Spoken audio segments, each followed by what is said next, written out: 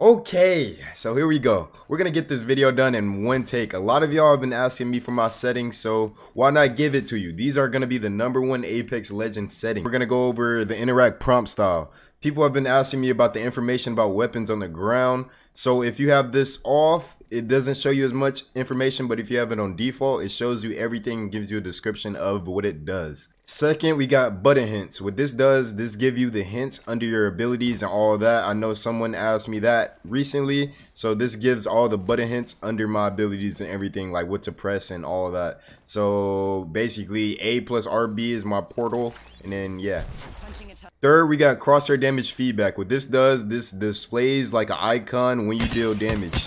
You see how it has an X in the middle of my screen when I do damage? You can also turn this off. Maybe it can help you like see through clutter and all that, maybe.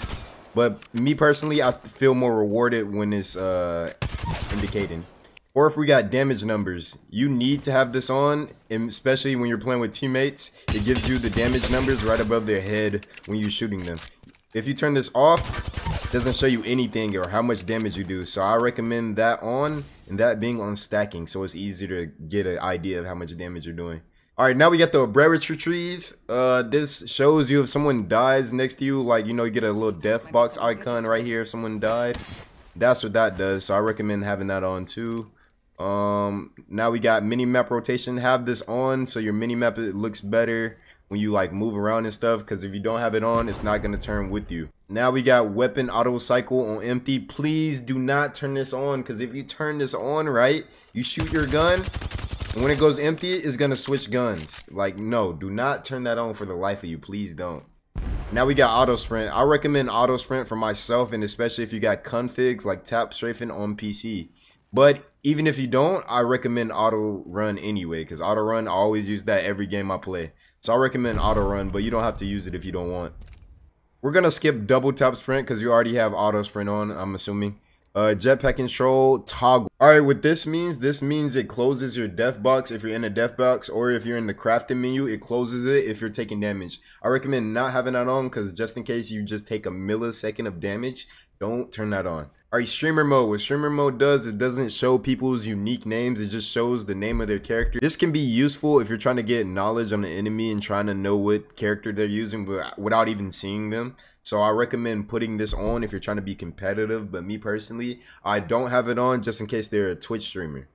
Anonymous mode, this is for the famous people, you know, myself, you know, I might have to turn this on after this video, you know what I'm saying, but me personally, I'm not having that on right now, but if you want to have that on, you can have it on. Usage, I have this off because I don't want the feds watching. Performance display, this is mainly for PC. If you want to see your FPS in the top right, I think you can probably do this on console too, but I don't know.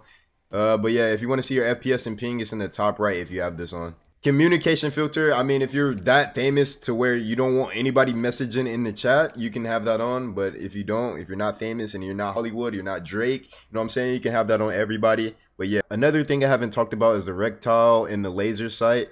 I have these on 255 all around, because the white, I feel like it helps you see through the white more, because if you have this on like a dark red or something like that, it doesn't help you see through it more.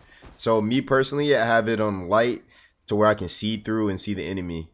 So yeah, that's it for that. Colorblind mode, I know some people have this on, but me personally, I have this on off. Maybe it might have an advantage turning this on, I do not know, but me personally, I have this on off. Subtitles, I have these off too, and I don't really need subtitles like that, but if I know some people play on like a different language, in a different like Japanese mode or whatever, and if you're trying to hear comms, I recommend having this on. Convert incoming voice chat to text, I do not have this on just in case I want a reaction or anything from like a teammate without it being like a computer telling me it. But also you got text, chat, and speech. I might actually have this on after this video, because if someone types in the chat, it's going to play in your ears and where you can hear it and stuff like that. All right, I know what everybody's been waiting for. Here goes my controller settings. First off, we're going to start off with the button layout though. This is my button layout. It's customized for anybody wondering.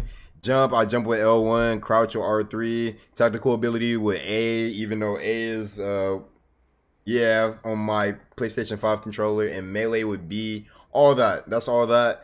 I know it may say I have an Xbox controller, but I do not. I use normal PS5 controller for now.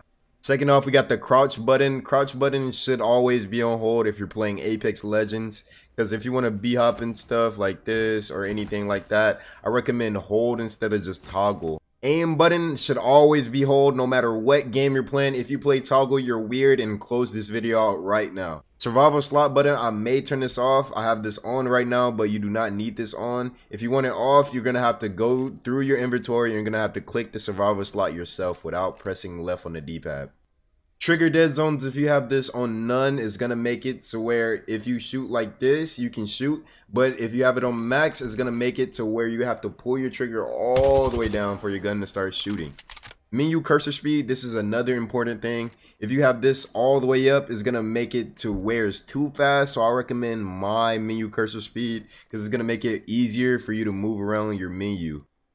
Okay, for normal sensitivity, if you're not playing ALC, everyone knows, everyone in the community, Apex community knows 4:3 linear is the easiest sensitivity play for anyone right now. Even your grandma can hop on the controller and play 4:3 linear and she would love it. She would love this game. It would be her favorite game ever. Better than the bingo game she played last night. Movement does want to have this on small so it doesn't restrict my movement as much, and I don't have that much stick drift, so it's not going to be hard for me to move.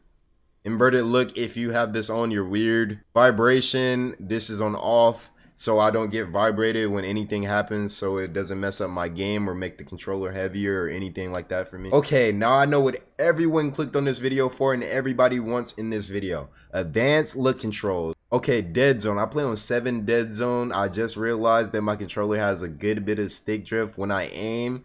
So yeah, outer threshold is where how far you got to move your controller to get its max sensitivity. So mine is on 3. Response curve, this makes, response curve, this determines the curve of your stick. So like if response curve, what it does is response curve, this determines the curve of your stick, and mine is 9 for better hip fire. I think 9 might be the best response curve, especially for me. So you try it out and you mess around with your response curve settings that determine the best one for you. Yaw speed 300, this determines how far I move left to right. Pitch speed is looking up or down, and that is 400. And also with the extra yaw, what this does, this determines the extra pitch of after you do your max sensitivity. I don't know how to further explain it, but that's what it means to me. And here goes my ADS sensitivities: 140 ADS yaw speed and 115 ADS pitch speed. All this is 0, and these are the best settings that I have so far. This could change in the future, but right now these are the best settings that I have so far. So you try them and you determine if they're the best for you also. But before you go, I wanted to say real quick about aim assist right here. Aim assist right here, always have this on. If you have this off, I don't know what you're doing with your life, you play on control. So always have this on. And also what I would say on console, have this on default, because default on console gives better aim assist and it gives more aim assist. So you always have this on default if you're on console.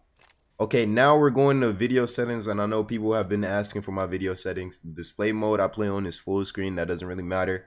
But I play stretch res, at least I believe this is stretch res. I play 16 by 10 and 1680 by 1050. FOV, I recommend max FOV. Anything after 95 is good from what I heard. If you play on 100, that might give you better recoil though. So make sure you keep that in mind. You try both of them out if you want to.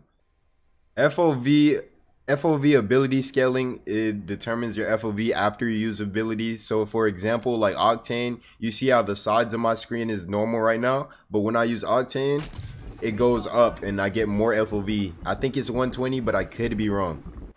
Sprint view shake, I have this on normal right now, but I might start playing minimal so my screen doesn't shake as much while I'm sprinting. V-Sync, I have this disabled. NVIDIA Reflex, I have enabled boost. Alright, now for the PC players. V-Sync, I have this disabled. NVIDIA Reflex, I have enabled boost. Anti-aliasing, I have this none. Texture budget streaming, I have 4 GB of RAM. This depends on your PC though, if you want to use this, how high you can go and all that. Texture filtering, I have this on 2 times. Ambient conclusion, I have this on disabled. And most of all this, I have this on low for extra frames. So You use what you want to use at the end of the day, and most of it is preference for your PC. We have audio. I always have this audio pretty much master volume 100, and sound effects is what you actually want to hear, so have this on 100% all the time. Everything else I have it on low so I can game. You know, I'm a gamer, you know what I'm saying? Nah, real talk, before you leave this video though, sub up, turn on noties. I'll stream on this channel almost every day. Click a like and subscribe to the channel. I already said that, but also comment if I missed any setting. GG's, W, video, all that. Bye.